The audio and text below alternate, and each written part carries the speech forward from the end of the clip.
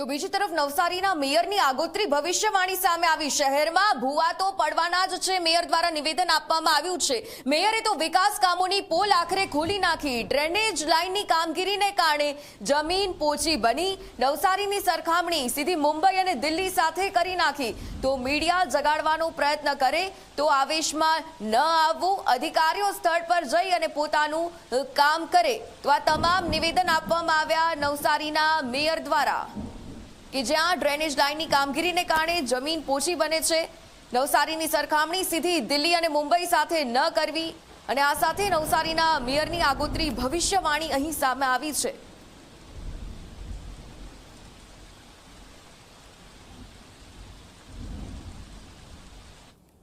વરસાદ પડે ત્યારે પહેલા વરસાદમાં એ અમદાવાદ હોય, મુંબઈ હોય કે દિલ્હી હોય, ત્યાં પણ સ્થિતિ વિકટ થતી હોય તો આપણું તો નવું મહાનગર છે એટલે ચિંતા નહીં કરવાની। આપણને જગાવવાના મીડિયા પ્રયત્ન કરે તો આપણે એમાં આવેશમાં નહીં આવવાનું।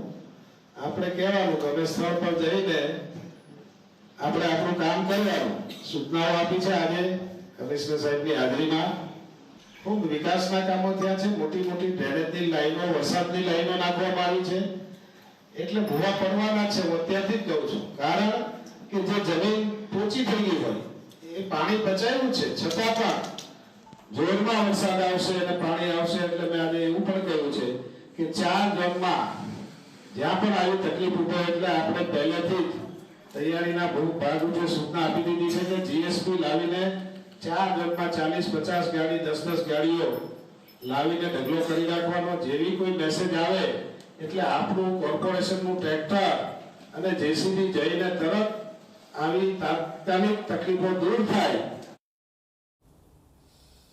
તો આ મેયરનું નિવેદન તમે સાંભળ્યું કે જે રીતે વરસાદની સ્થિતિ, જમીન પોચી થઈ ગઈ એટલે ભૂવા તો અવશ્ય પડશે જ। પહેલેથી જ તેવો દાવો આખરે કરી નાખ્યો અને સ્વીકારી પણ લીધું કે શહેરમાં આ સમસ્યા તો રહેવાની જ છે। આખરે નાગરિકોને સમજવું જોઈએ। મીડિયા આવેશમાં લાવે તો આવેશમાં બિલકુલથી ન આવું, આવું મેયર સુફિયાણી વાતો કરી અને બતાવી રહ્યા છે।